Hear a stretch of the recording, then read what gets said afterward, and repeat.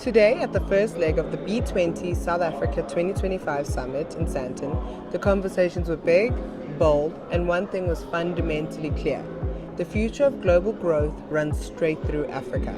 Against the backdrop of G20, industry leaders from every continent gathered in South Africa's richest square mile to unpack what inclusive growth really looks like in a world that is shifting really fast.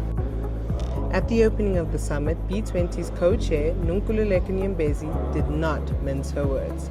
She said, in many ways, the B is easier than the G. Her point? Businesses have been able to find consensus even when governments can't. And this year proved it.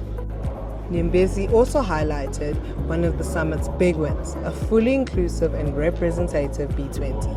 With a 50-50 gender-balanced leadership across all task forces. But at the heart of the conversation was Africa's young population. Often framed as a challenge, here it was positioned firmly as an opportunity. The numbers really tell a story.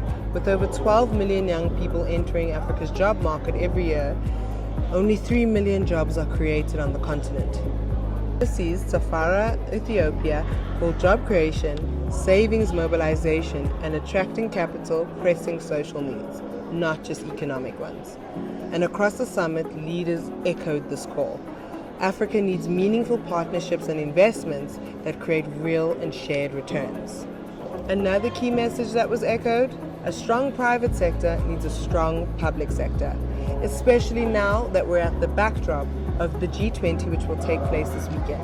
And what does that mean?